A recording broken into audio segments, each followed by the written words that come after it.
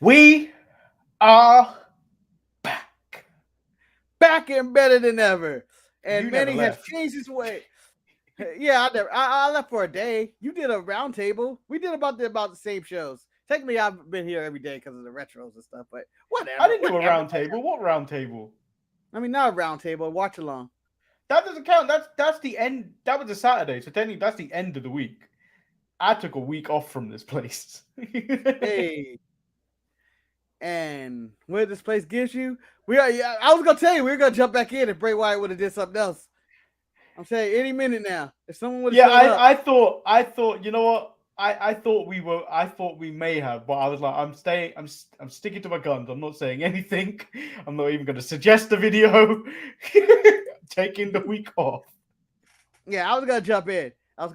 But Manny, as we took that week off for reasons that you didn't want to disclose, I am going to disclose it here in the thumbnail and the code open that you took it off to go to a rehab for thirst trapping, and you're back to showing men and wrestlers, and we're back to getting to the wrestling product that we all love: ketchup, hidden mustard, the battle of the hot dogs. Actually, I didn't, but because Oh, there was actual no attempts for first strikes this week. The other is, oh, JBL's back. Oh, Baron Corbin's back. Oh, it's Elias. look at all these Elias. ELIAS. I'll tell you this: when Baron Corbin first walked out, I was like, "Oh, he ain't wearing pants," and I was immediately happy to find out those are pants, just flesh colored. I was like, that's an interesting look he's going for right there. But the biggest travesty of this episode of Raw is JBL's suit. Why does he not have a custom made suit? What happened? What happened? Did they forget his measurements, or did he just bring the wrong pants, or what was going on? There is no, you can't wear suit. You can't wear 90 suits in the 2022. You just can't. Because that's the way that suit looked. That came with White Lives Matter. I mean, it Maybe a makes white sense for the light. JBL character because he did chase Mexicans out of the border. Yeah, yeah. And then he continues talk shit about Rey Mysterio. First day back in the job talking about Mexicans attacking Rey Mysterio. I mean, he deserved it. You tell me Rey Well, tell Mysterio us don't about deserve. that. You don't. You tell me Rey Mysterio don't deserve everything he gets. Well, tune into the show where I'll tell you who's the worst person in wrestling right now. Who's a horrible human being. A horrible human being. I'll tell you later in the show though, for sure. Because you won't even guess who um, I'm gonna say. Maybe you will. But they're a yeah. horrible So human being. we're a little bit out of practice, but we'll be back right after this. I'm Shotzi Blackheart, the ballsy badass, and you are watching the Untitled Manny and Marcus show. Remember to like the video and subscribe. Ow, ow, ow!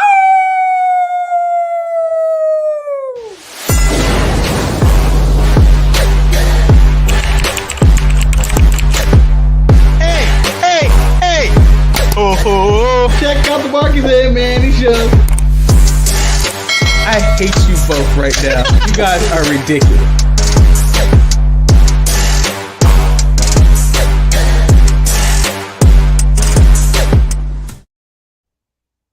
Oh, it's out, people. If you haven't, see, I still thirst trap. If you haven't already watched it, the best of yeah, did nothing. What September did I pay for? 2022. What did we pay for? And it stopped. Mandy Rose is grieving over her brother, yet you post her like this. She posted it anyway.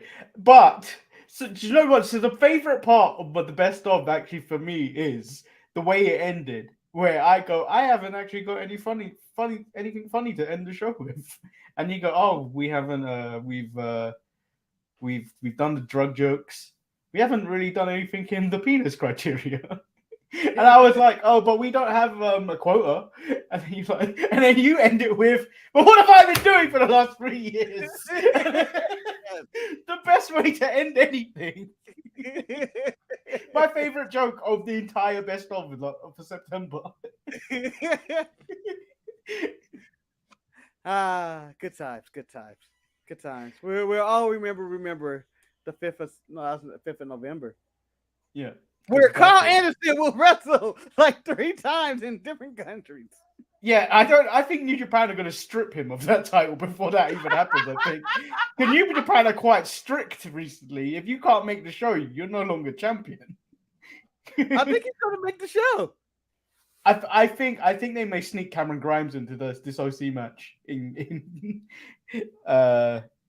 Nah. But I think he's going to make the show. I think he's going to do both. And it's going to be like the Deion Sanders move of all moves. How's he going to get from Riyadh to Japan? Only a 4-hour flight. Private jets. Have his match. Go to play. Oh, wait. He'd probably have to start in Japan and then go to Riyadh. Yeah. And, he could just do a squash match in Japan. He could just, Hikuleu could just kick him in the face. He go down and be on the flight before the 3 hits. Before we even get anywhere, because we are so out of practice, and me and Marcus haven't spoken since 2 weeks ago. I'm Lord Manny Hayes. He is Marcus the Grand Finale. Man, I want to be on some Skeletor shit one day. Maybe that's what I'll do with Halloween. I'll be fucking Skeletor. That's too late. Well, I feel like I need to change my hat. Oh, why? You're not supporting Michael Jordan no more? Or is this... Oh, no. I already know what's this going. Manny, you can wear that hat. Coach Manny can suck my dick right now. I can tell you that right now. I'll tell you that right now. JETS. It's not that you guys won. It's that we let you win. No, see, all the coverage coming out of this game is not talking about the Jets. It is all about Matt LaFleur. is a joke. Maybe they shouldn't have got rid of your wide receiver. What's he doing with the Raiders? What's he doing with the Raiders? He's doing great with the Raiders, but whatever.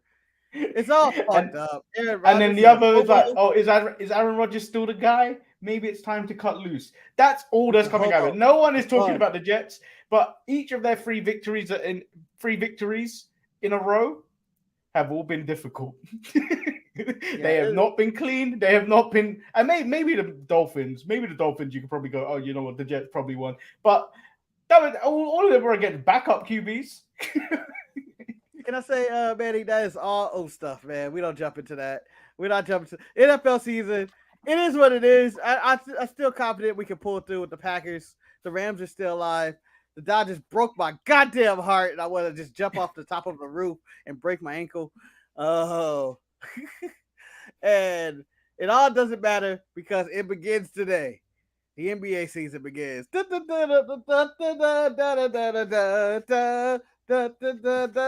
we got a Wednesday night war. Also, a Tuesday on a Tuesday. Also, fuck Eric. I watched that the shoot. He took a shot at the Knicks. Unnecessary. Because he couldn't take a shot at the Jets. He decided to take a shot at the Knicks. And I believe the Knicks were just standing there like, what the fuck did we do? The Knicks, they're trash. They're trash. They've been trash. They've been as trash as long as the Cowboys have been trash. Just saying. But fuck Eric for being all organized and having his shit together for that episode of the shoot. Him and Ross all I'm sorry. The Saturday show is never that organized. Yeah. I know on us. Like we can't stay on topic. We stay on topic all the time. Yes, we're supposed to be talking about Monday Night Raw right now, but we're talking more about Monday Night Football and everything else. But fuck that. Fuck all that. If I had something to throw, I would throw it, but I'm just gonna throw my arms like this instead. So we probably should tantrum. I'll throw a tantrum. Well, if you want to see the biggest tantrum, Marcus quit the show on the best of, and he gets his reasoning for quitting the show gets befuddled every step of the way. He's just a very petty man. Just bitter and angry, and don't know why.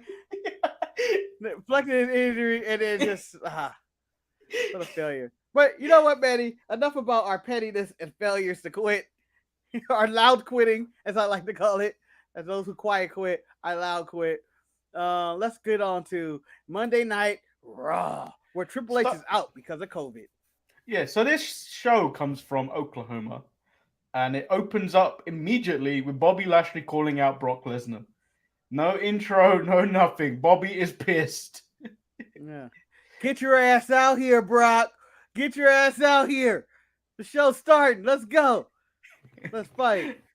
Yeah, and then Brock Lesnar responds, and as these two fight, it looks like the first beginning. Brock Lesnar's is going to get the upper hand of this fight, where he's got Lashley in the F5 position across his shoulders, and then Lashley Lashley becomes Lashley. Yeah. Bobby Lashley becomes violent. Yeah. He spears him through the barricade. He gets pulled away by Shelton Benjamin, making a rare appearance. Yeah. And who else is out there? Cedric. Gargano, Cedric. There's a bunch of the randos in the back. Bobby pipe faced some of them, but man, then he just spine busted through a table, and that's the start of Monday Night Raw. Violence! Starting off hot. Yeah. And I thought that was a great spine buster through the monitors and all that, or the table and all that. And it looked like everything hurt. The physicality was nice. And I was like, oh. And the crowd was even chanting a little bit the very time they did in this Oklahoma crowd. They did a little Bobby chant. On the Shelton Benjamin called the previous crowd a bunch of hypocrites. Yeah. Hippos and greats. Because he was like, you first of all, you're fist pumping with Bobby. And then as soon as Brock comes back, you're like, fuck Brock.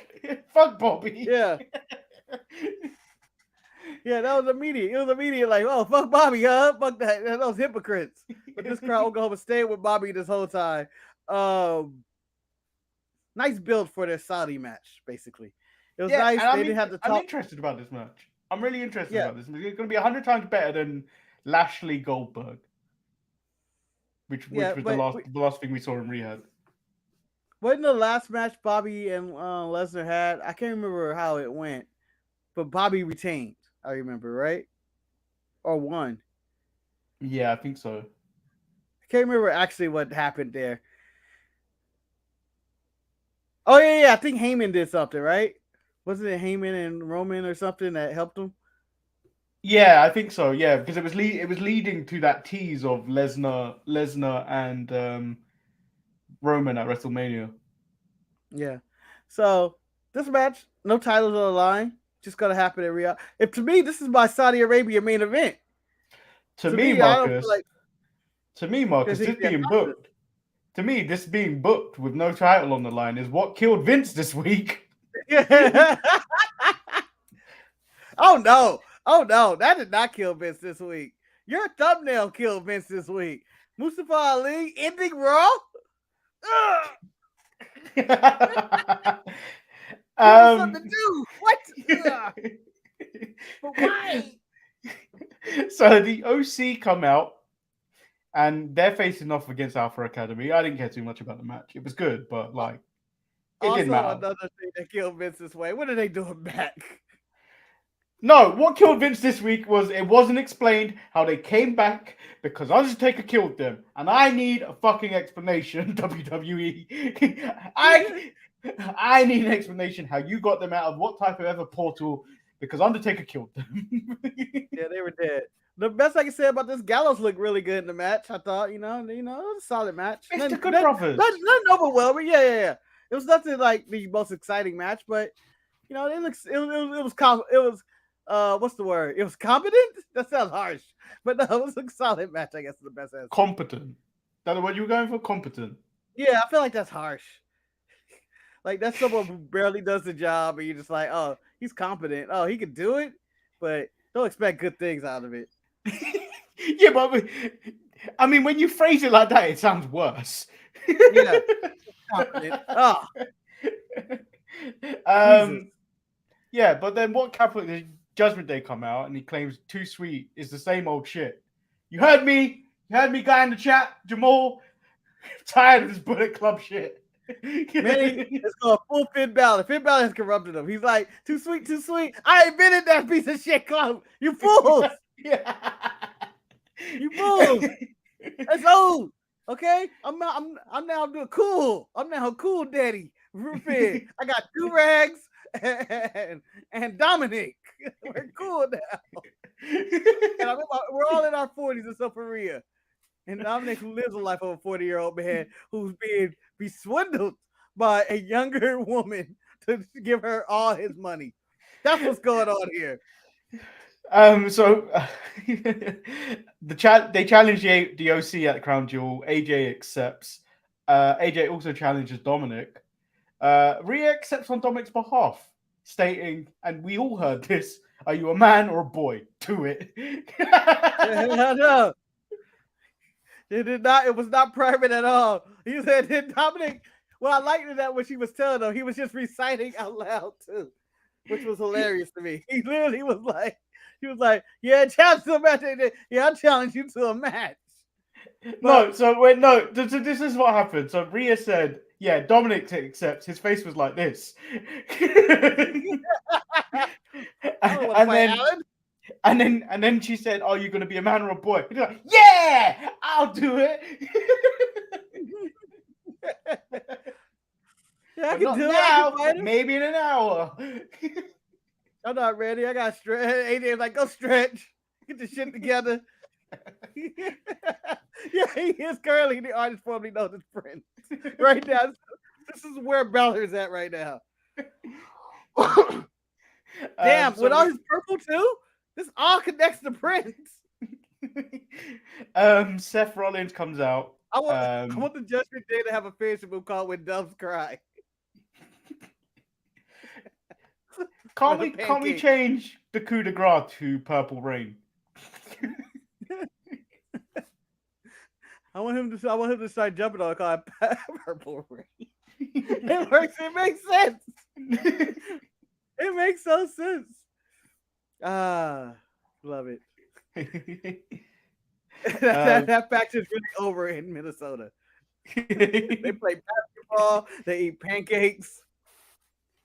It's amazing. But yeah, so Uncle Alan's gonna wrestle Dominic tonight in a match that I can't wait to see. Yeah. So Seth Rollins comes out. He vows to wipe Matt Riddle's face across the mat. Says at Extreme Rules he may have tapped out Marcus, but it was a strategic move because he had to beat Bobby. He tapped for you. Oh my god, I love heel logic all the time. How does this help? How does this help your case? I'm like, yeah, I tapped so I get the Bobby. You were so beat up. If Bobby wasn't crippled and you weren't crippled, this match barely took place because both men were crippled by the start of it because of Lesnar's attack. They both were limping out to the ring. They did like one move and they were both like, ah. It's like in 2K in story mode when they make you fight with like a red body already and you have to win the match. Yeah, that's what was going on. They're both in the red. They were both in the red. And then Rollins come out in full red outfit today. Like, I think it's somewhere the mid card man said this is the most sensible outfit he's wore. And I thought, no, this is offensive in every right. This shit was bright. Mustafa Ali comes out, congratulates him, but he's waiting for when he's going to thank Brock for the assist. Mustafa wants to fight him for the title. Seth says he's got to go to the back of the line, and Seth says he doesn't belong in the ring with him. Mustafa Ali renders the man speechless when he removes his sunglasses. Yep. Well, the man started talking, and he's like, this, I like you, and then he started attacking him. And then they look like a giant Happy Meal fighting each other. Look like what if Ronald McDonald turned over Ronald McDonald?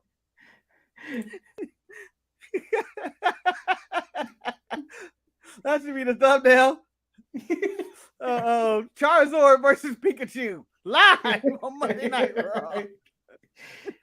How much times I've got to tell you? It's Colin Kaepernick versus his nemesis Roger Goodell.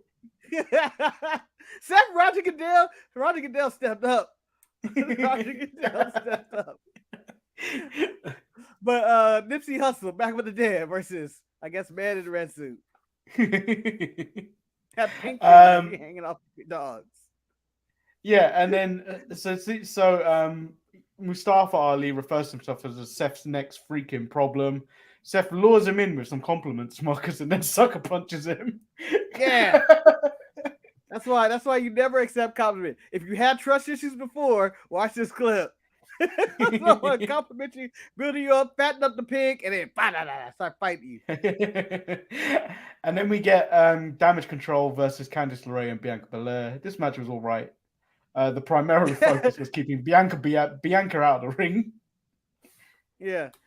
For this match, it's literally just swipe left. Doesn't really happen. I think Damage Control gets the pin. Was it Bianca? Did they pin Bianca? No, it was Candice, right? No, they pinned Candice because Bianca tackled Bailey across over the table, which is like the second time this has happened on this night, and then it won't be the last because it happens also later on in the night. Yep. I think that's the new spot there to me. I'm jumping over the announce table. I'm tackling you. So let's just cover some of these things quite quickly. Miz pretends to injure himself so he doesn't have to face Loomis because they have allegedly pretend to injure himself. You don't know what happened. When do people keep records when they clean the floor?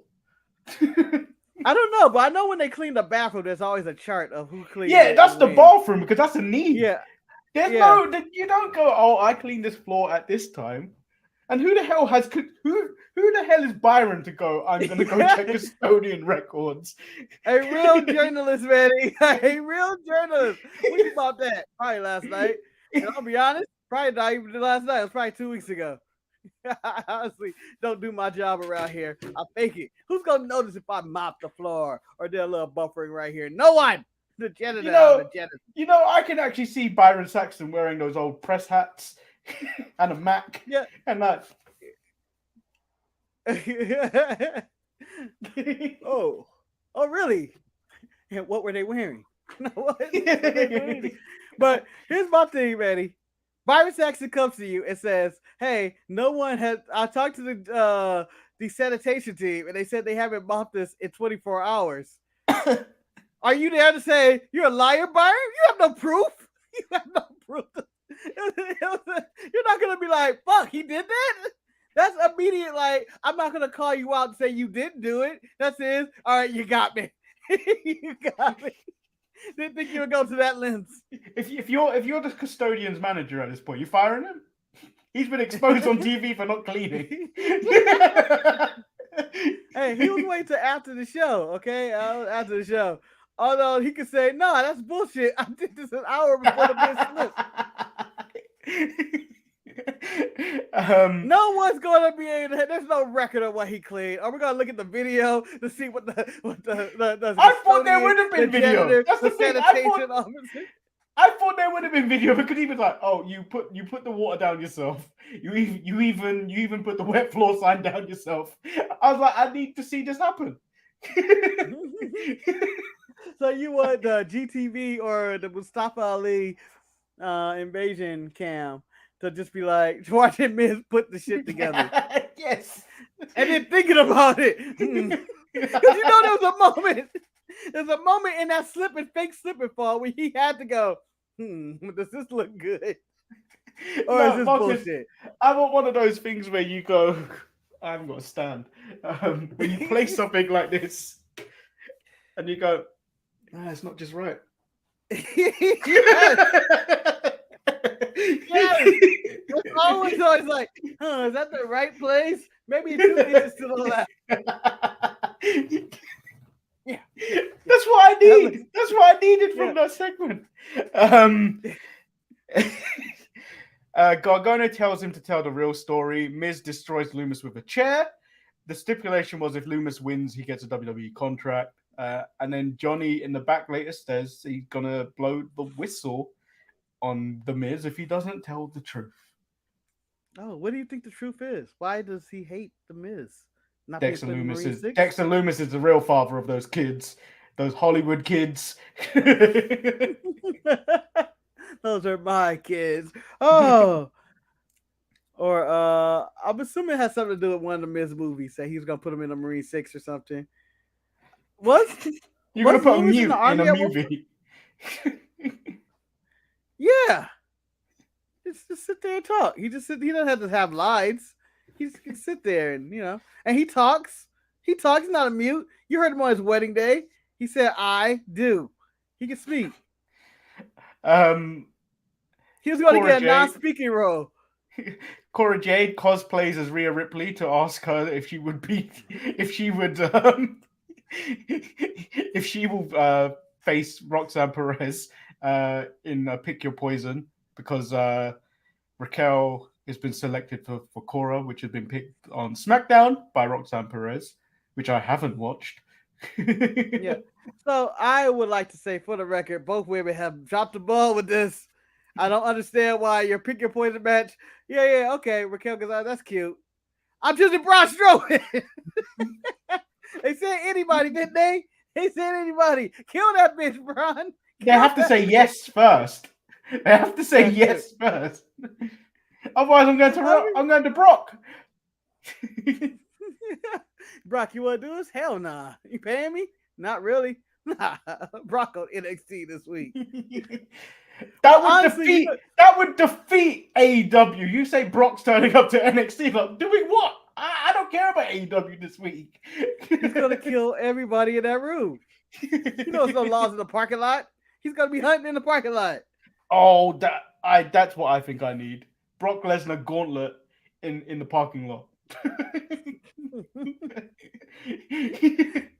But in all honestly, Rhea Ripley's a good choice. It's a good choice. It's her first match back in 100 years. Oh yeah, she had a tag match where she lost to Nikki Ash and Dolph Ziggler. Yeah. Dolph Ziggler's at the top of the ramp, like, I can't believe we fucking won. Is that really a clip? Yeah, I think so. I don't think he said fucking, but I think he's like, I can't believe we won. Well, JBL said Dolph Ziggler been stealing money for 15 years. 15 years. I know another man that's been stealing money for more than the Dolph Ziggler. Who's that? Funaki! Funaki has been employed by WWE since 1998. People, he has been stealing a living since 1998. Hey, don't knock it till you try it, all right? I wish 90% of the world wish they could either be a coach who's about to get fired in the NFL, who gets paid anyway for the 4 or 5 years they were contracted. Third string quarterback in the NFL who makes a good living of $200,000+ a year and do absolutely nothing. And third string, they don't even get dressed for the game, do they? Sometimes. I thought they're not allowed. I thought you were only allowed to dress 2 QBs. Oh, maybe. Yeah, they don't even have to. They just sit there in the back and they read the paper. Whatever the case is, you're getting paid like $200K a year just to chill. And Funaki. Those are the 3 best jobs in the world right there. Where you can pay good money to do absolutely nothing. MVP celebrates Braun Strowman, but Omos is going to SmackDown to look him in the eyes and let him know, I fear no man. I mean, you could just say that on TV, Omos. Yeah, you can sit there in a text. I mean, you don't have to look me in the eye and tell me. Yeah, you could save yourself the travel. Yeah, I mean, if you want to FaceTime this, we can FaceTime it. You really gotta look me in the eye that bad. Come on. Cameron Grimes enlists the help of the OC tonight against the Schism. And they're all about it because they're all about that money. Well, they want real money, as he said. Isn't all your money in crypto? And he said, but that's not going away. If you got cash, we'll show up. But I would love to see them try to get paid in crypto and them doing some fake fucking computer shit. Or like, here you go, there's your crypto money, guys. The guy's going, this is working. But you know what? I just realized, Marcus. Yes. We may be a little bit closer to getting Southpaw Regional Wrestling back. Oh, yeah, could. Don't we need John Cena? Yeah, but John Cena will do that in a pinch. John Cena, your busy schedule. Hold on, guys. We're gonna put all that on hold. I have to call Southpaw Wrestling.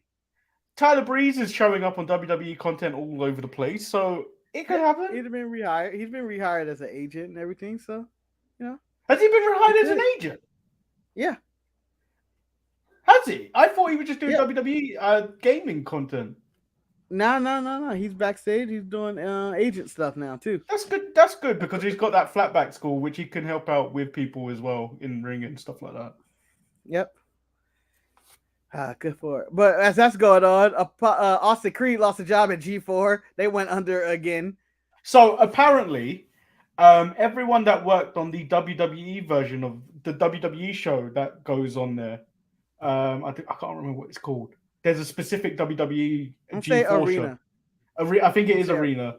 Everyone that worked on that quit before that announcement came out on the WWE side, so they knew.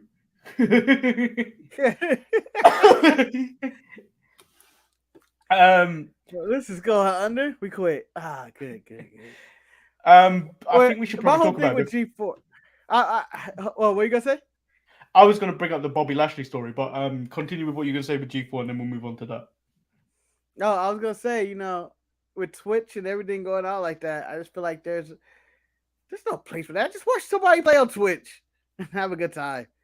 Yeah, I think the thing is the fact that they brought it back.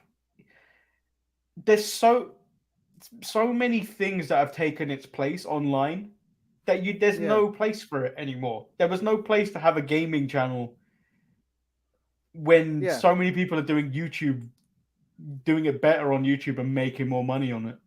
Yeah. And then they went with a full scale company of G4. You just need 7 people to do a YouTube channel called G4, to be honest. And you do whatever you want to do, and you keep that budget stuck. I was like, budget releases, cuts, and people getting fired. I'm like, why did they have so much into this? Why did they put so much? So before we continue with the last bits of Raw, a story came out. Bobby Lashley did an interview. I can't remember who he did it with. Where he pitched an idea where he would lose a match, go down a slump, much like a Becky slump, where she went in through insanity to go back to finally get back to where she was at SummerSlam with Bianca Belair, which ended the little rivalry. And then he would go down in a slump of depression and get fat and stuff like that. And then MVP would pull him out. I think that would have been, do you know what? I think it would have been a nice little story that people could get behind because it's real. It's a very real story. Especially to the demographic you're trying to play to, where it's the 18 to 49 demographic, but more importantly, men in their 30s.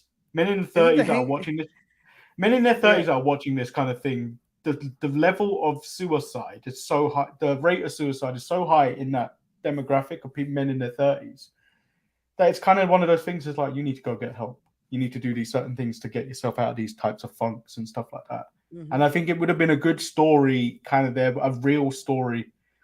But I can see it going down the bad world, like where the negativity coming from that Oscar-nominated movie for Whale is like, you can't really, glorify being like obese and stuff like that. Because it's not, I would commit to the story. I would commit to it 100%. But on the side note, let's just call a spade, Bobby. And I want to call Bobby Lashley ass out right now. You know what you're doing, Bobby. You didn't care about that storyline. You didn't care about mental health. You want some ice cream, don't you? The fat boy that lives inside of you is crying and wants to come out. You want to eat some chocolates, huh? You want to eat some chocolate, Bobby? You want to eat some cake? You want to not go to the gym the next morning? You want to skip? You want to eat an extra meal? You want to eat breakfast, brunch, second brunch, a dinner, and a dessert? Come on, Bobby. You want to get fat? You want to get like me. You're trying to get like me. This was your way out. This was your way out. You were trying to find happiness. Oh my God. We pitched this earlier this year. Freaky Friday, where Bobby Lashley goes into your body and then you go into Bobby Lashley's body. We pitched this earlier this year. It's in one of the best ofs. We go full circle, full 360. Full 360. And let me tell you this. I don't know what I said in that one, but fuck it. I may say it again. If I were to go into Bobby Lashley's body, I would ruin him. I would ruin him. When we switch back, he's gonna be like, Jesus, what the hell did you do? What did you do? Aha, Bobby. I can't. He's like, I got you in the best shape of your life. I can't stop shitting. It just keeps coming out of me like lava. What did you eat? Yeah.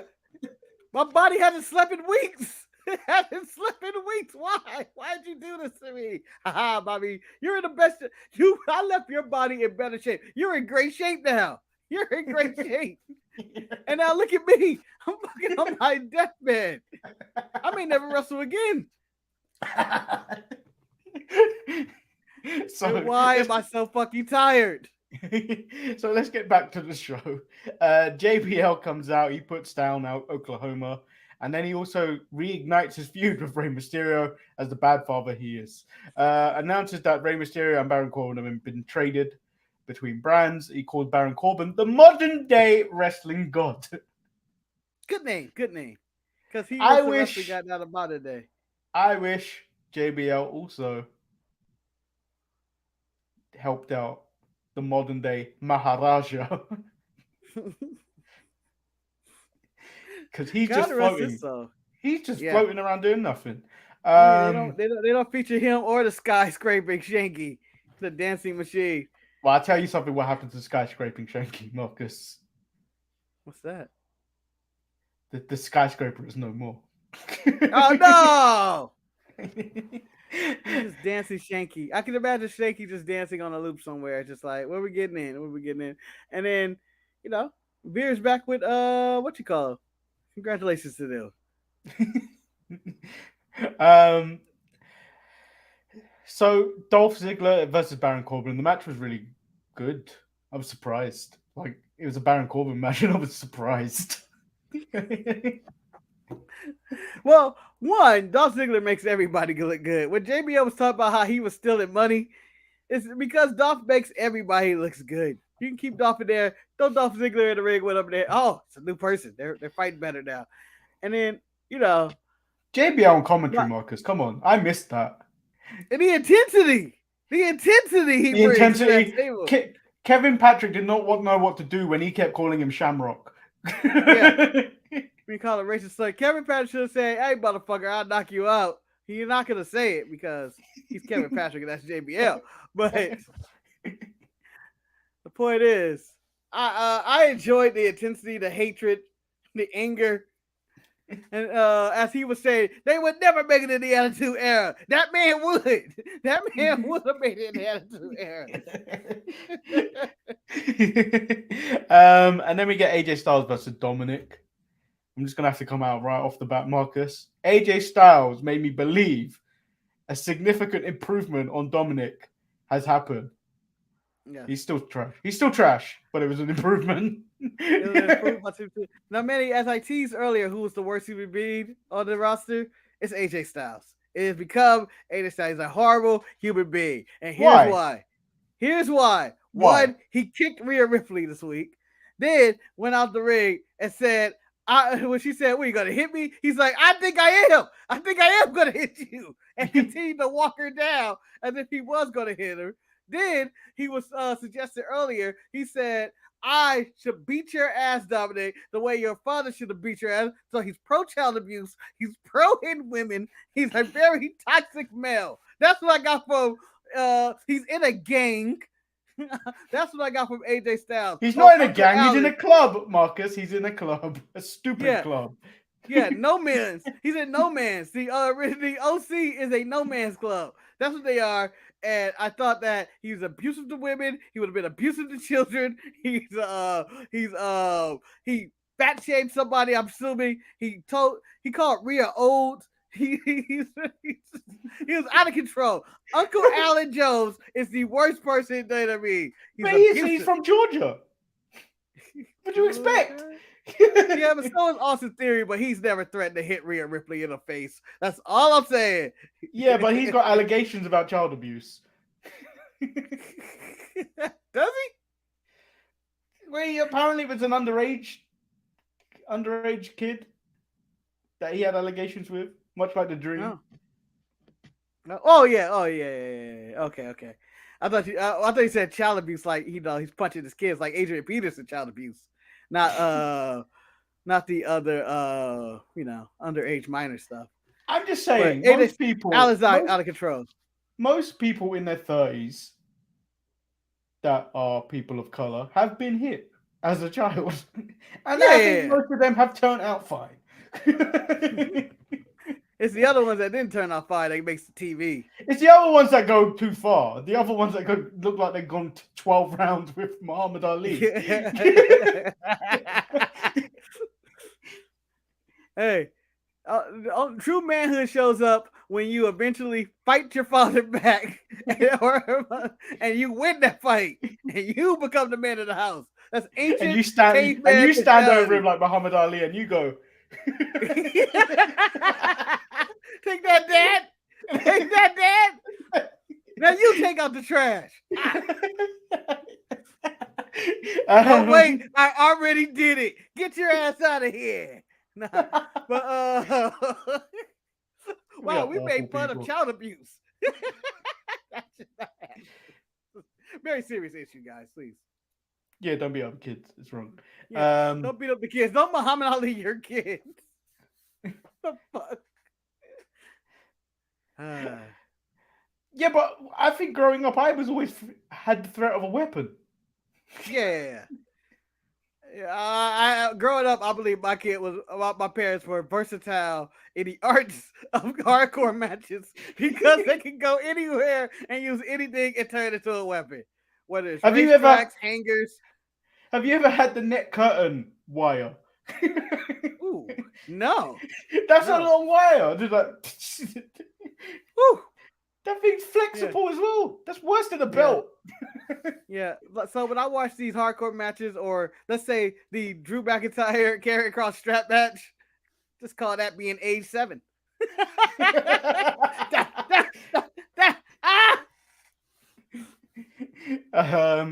So we have Elias. He states his brother's career was cut short and states that his family's motto is the show must go on. Okay. Riddle comes out with some bongos. He kicks off the walk with Elias. Walk with Elias. We never really caught on with that crowd. No, nothing caught on with this crowd. This crowd didn't care about shit. They were just like, I guess. The only time they were involved was when JBL decided to run them down. Yeah. Throw the Texas horns up. Seth interrupts Elias this time, and then we lead into Seth Rollins versus Matt Riddle. A really good match, I thought, to close out Raw. Elias gets in the way, costing Riddle the win. And then to close the show, Riddle was gonna get stomped onto the title, where Mustafa Ali makes the save, and the table spot happens again. Yes, he dies over the table to get Seth. Like, I want my time. But before we go further, Elias is back. What do you think of his return and his keyboard and him being, I guess, a babyface? And the death of Ezekiel? I mean, the death of Ezekiel needed to happen. I don't think it was really catching on. Like it was at its peak when Kevin Owens was like, "You're Elias," and then it was it was over.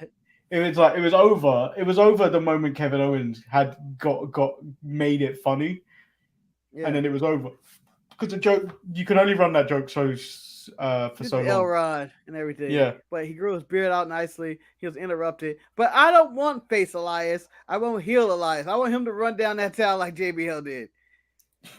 It won't be long before he's doing that, to Marcus. I want him to have people. He was politely asking people to silence their cell phones. I want him to demand it. Demand it. Y'all want to hear me play? And then Riddle's a dick for not letting Elias sing the song that was dedicated. I thought he was turning heel tonight. I thought he was going to attack Riddle instead. And what else happened? That was it. That was it.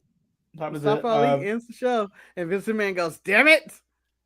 Damn it!" I like that they're making something out of Mustafa Ali because I think I don't think he's got a good deal. He didn't get really a good deal. There's that Retribution thing was dead on arrival. T-Bar is just floating around doing nothing. I think Marseille and Mansoir, I think that's kind of going to end very soon as well. Everyone once the in man start calling himself LA Knight. Yeah. I think the real person to come out of that with like nothing was Mustafa Ali, and then the treatment of him. So I think getting him back to where he's supposed to be may be beneficial. But I was gonna ask this question. So we've seen many returns since Triple H has taken over. Yep. At what point would you consider is WWE getting too bloated? Because we say it with AEW. AEW's roster is bloated. But like with the amount of returns that are coming and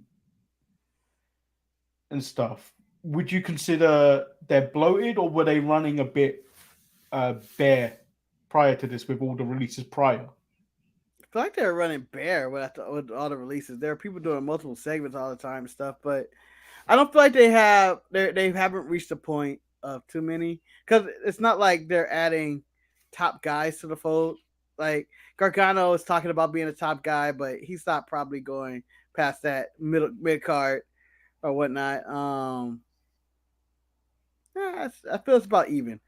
Like they cut out a lot of 24/7 stuff, so I guess there's more time for people, and Raw's 3 hours. So yeah, but like when you cut that 24/7 thing out, what are all those people doing now? Like, what is R-Truth doing? What is Tozawa doing? Tozawa was trying to break up Brock Lesnar. I mean, Bobby Lashley. Yeah, Tozawa's doing nothing. Tamina's doing nothing. Dana Brooks doing nothing. Not that I really want to see them on TV, but like that was the only way they were getting on TV. So like, I think it's not going to be long again. I think till we hear someone come out and go, they're not getting TV time and asking for their release. Yeah, but who is it that is worthy enough to say that right now on this roster currently? Like, oh man, they're not getting TV time. I feel like the only people who are getting shysted out of this are some of the women who, I guess for the fans of Alexa Bliss, not doing anything. Asuka's not doing anything. Yeah.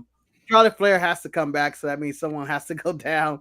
Well, there was a rumor as well that Naomi's renegotiating a contract with a WWE.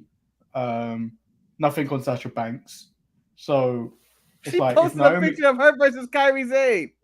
Yeah, so there's that whole, if Naomi resigns, where does she fit into this whole thing? Because the landscape on both shows are kind of different now, where you are seeing a little bit more new faces. Before Aaliyah got hurt, she was on TV a bit more. Shotzi's now turned face because Aaliyah got hurt, so Shotzi's on TV a bit more.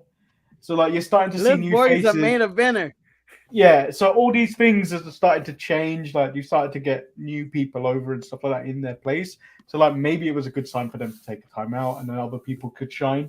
But like, it's kind of like, are they coming back? You have to really ask that question of like, are they actually coming back? Because like that whole women's division is going to be completely different if they come back. Because some people are going to have to. Some people are going to go back into the shadows. Some people deserve to go back into the shadows. Yeah, because I don't see the rise of Liv happening, really, if Sasha Banks and Naomi didn't walk away.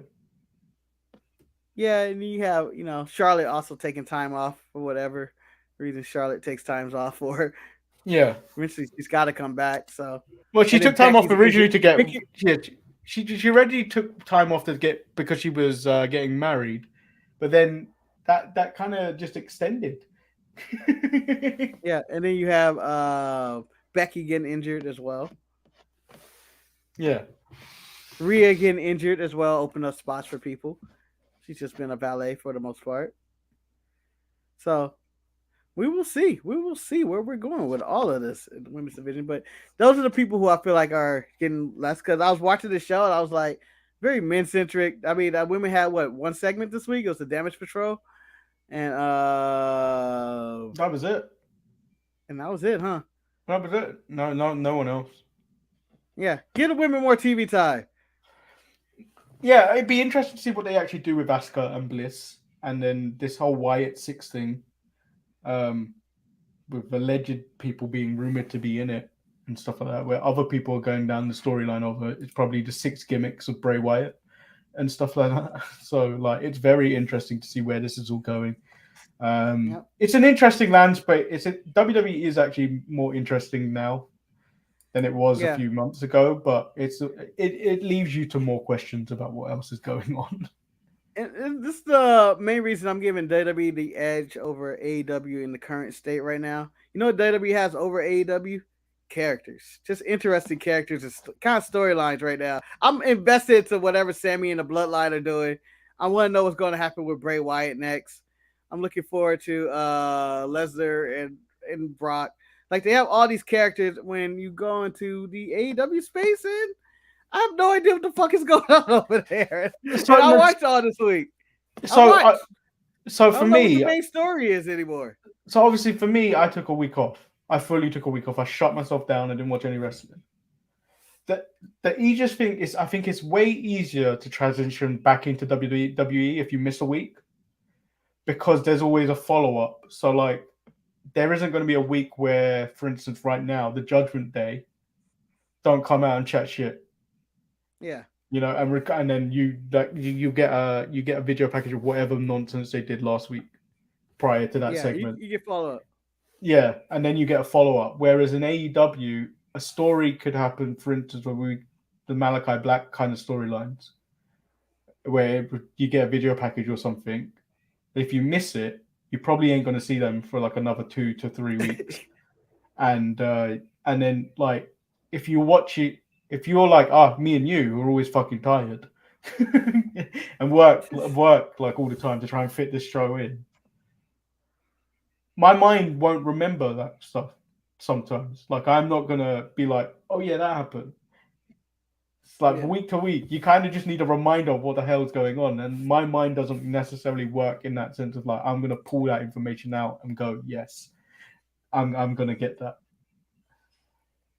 So, Manny, in your absence of AEW this week, Hangman Page, he's a man and he's going through it. Apparently, everybody's going through it these days. Orange Cassidy won the belt, the All Atlantic title. Who cares about that title anyway? Brian Danielson lost to Chris Jericho, where I asked myself, you have Brian Danielson in your company. What are y'all doing? What are you doing? What are we doing here? He's doing nothing. Nyla Rose has stole the TBS title. Toni Storm is still interim women's title. No update on Thunder Rosa. So interestingly, so I read that. So Toni Storm has done some type of, I don't know if she's interviewed or just made a comment, but she doesn't like, she's fed up of the interim nonsense, because like Thunder Rosa is still calling herself the women's champion and she's being referred to as the interim. And I can see that this is the problem caused by Toni. Like, interim type champions work in boxing and MMA and stuff like that. Because they fight like 6 months apart. Yeah, interim champions work like that, but it doesn't work in wrestling where you can't just go, oh, this is our paper champion. That's essentially what you're saying. This is our IOU champion right here until the other one comes back. Yeah, this is the substitute teacher of the class till the real teacher shows up. I've been here all year. Yeah, and then you got that, and then who else made a comment? I can't remember now. Oh, and Jade Cargill also said, I think this was 2 weeks ago, that she doesn't want to be AEW Women's Champion at the moment.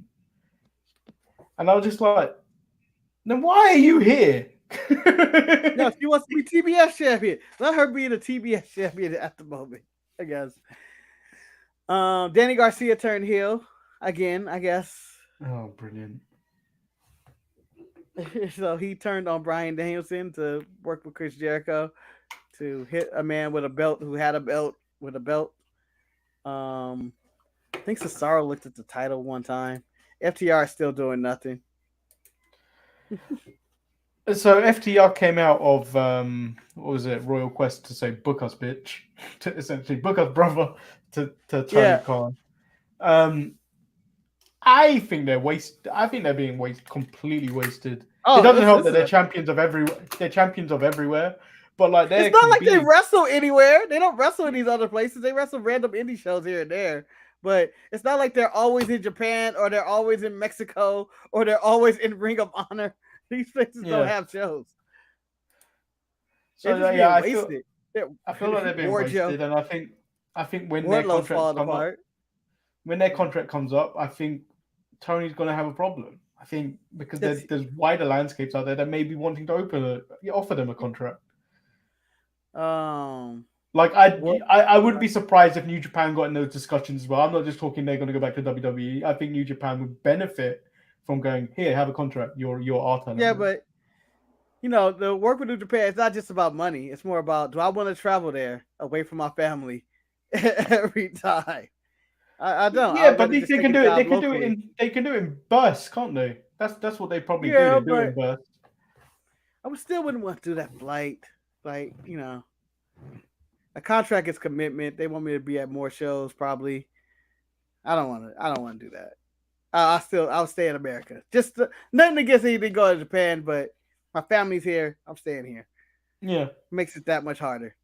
So yeah, there's all those types of things. I think because of Triple H and I bet Vince McMahon is I think Vince McMahon retiring and his allegations has been the biggest curse to Tony Khan. Yeah, like no, I had it. Because I feel like everything started to come out after Vince retired and stepped down.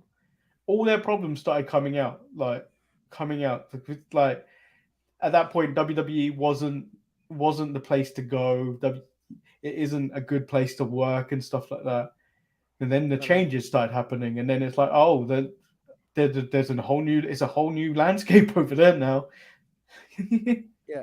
So, Jamal, yeah, they do have New Japan Strong, but no one I'm not going to leave national television or a big promotion to go to New Japan Strong. That's like going to NXT, essentially.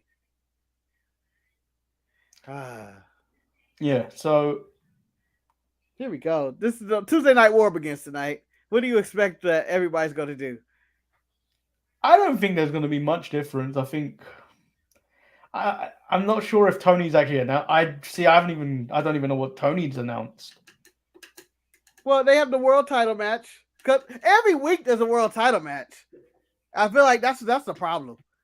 I know people give Roman shit about only having whatever X amount of defenses in his 2-year reign, but they feel special. Every week we get a world title match when Jon Moxley's champion, and I never believe a person's going to win. Hangman Page is fighting Jon Moxley for the belt tonight. Don't think he's going to win. Chris Jericho's fighting Dalton Castle for the Ring of Honor title. Don't think he's going to win. Like, they advertise, and they wonder why Battle of the Belts did so bad. Is that they have Battle of the Belts every week on Dynamite. But they put Battle of the Belts directly after Rampage, which is even a worse time slot. Yeah, because they didn't want to compete with the Extreme Rules. Jesus Christ. Just put it on Sunday. Yeah. But there you go. That is today's show. Are there changes this week because of your schedule? ET's tomorrow. ET's every show is going to come on. ET's back on tomorrow. The Untitled Manny and Marcus show on Thursday. Completely forgot what's going on. And then Raw is Retro. This particular episode is out this Friday. Where a man is casually threatening a man. He has guns. He's outside the building. Police are called. Police gives autographs. What the hell? Police are shit. As the police sirens are in your background. Yeah. I'm sure they're not doing their job. I'm sure they're just going somewhere really fast, and the crime's already happened. So yeah, crime's already happened. So tune in to all the shows as the regular times. I'm not sure if there's a shootout this week. Those are more sporadic, but I think Eric's learned his lesson not to go up against the NFL. But even if he did go up against the NFL, even if he didn't go up against the NFL, it still did produce the same numbers.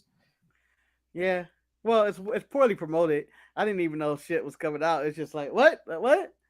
That's out. Okay. Who knows? You know who advertised it this time? And the reason it got views? Me. I put it on Facebook, Twitter, and everywhere. Yeah, and then me and Ross retweeted it. Yeah. I retweeted from the sharpshooter, the main account, my account. Ross retweeted it from his account. But I don't think many people. You gotta tag the names. I don't think many people on Twitter, on my Twitter, really care about wrestling that much because my Twitter numbers are mainly built up from live tweeting football back in the day. My Twitter is just a name. Like I own the name Grand Finale. I don't know. You know, randomly every now and then people ask me to buy that name. One day I'm going to sell the name, but I need to see a number first. You gonna send me a message? Just send me money. Show me the money, a dollar sign first. Don't say how much am I willing to sell it for. Show me what you're willing to pay. You dumbass. Yeah. So yeah, there's a lot of content coming out this week. Make sure you stay tuned. We're back. We're back. I'm not sure you missed my face. You've seen it. We were still around. Yeah. Best ofs and all that stuff. It's always around. I mean, go back and rewatch the best of. It's funny. This time, there's wrestling talk. There's Jack Perry talk.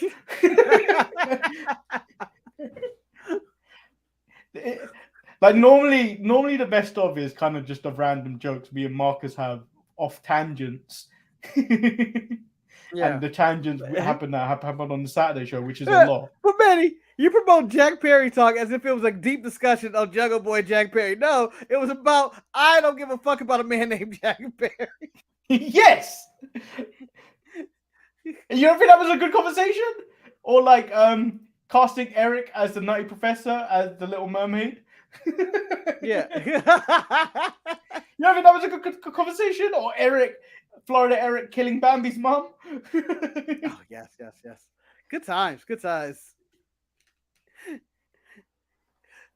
The mystery of it. So who killed Bambi's mom? Yeah, it was Florida Eric. Fuck. Damn, that's fuck. And I've already rendered 9 months of the best of together.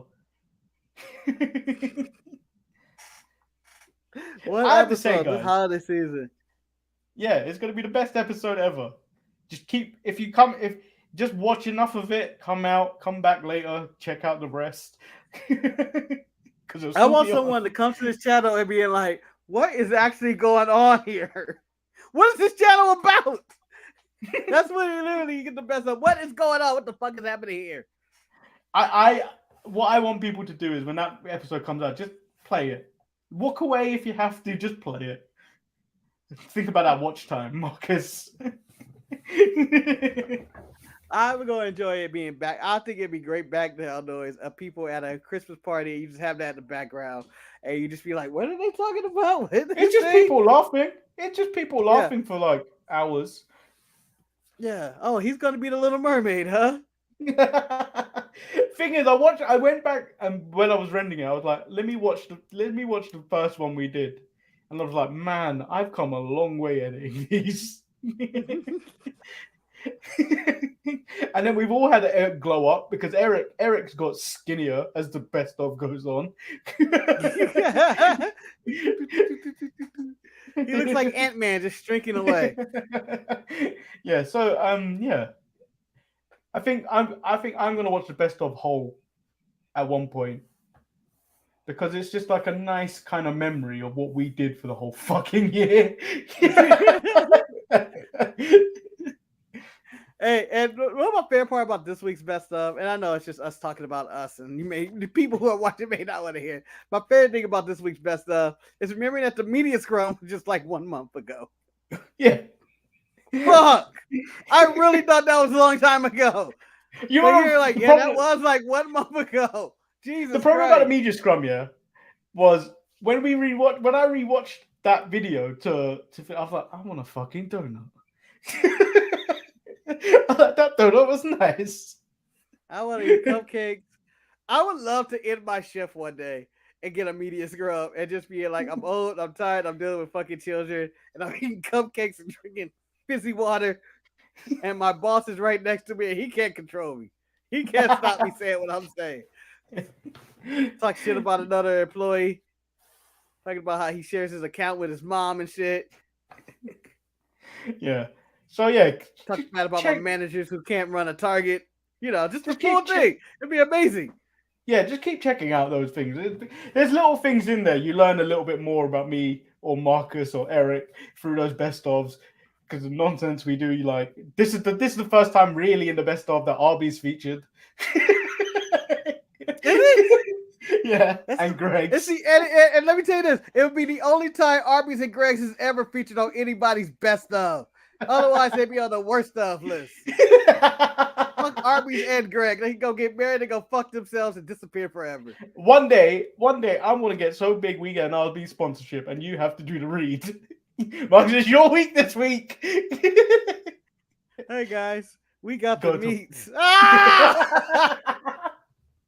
And on that note, guys, I've been Lord Manny Hayes. He's been. Marcus the grand finale. Did you just vogue? Yeah, Manny, but we don't need to talk about it, okay? I just vogue. Yeah, I fucking vogued, all right?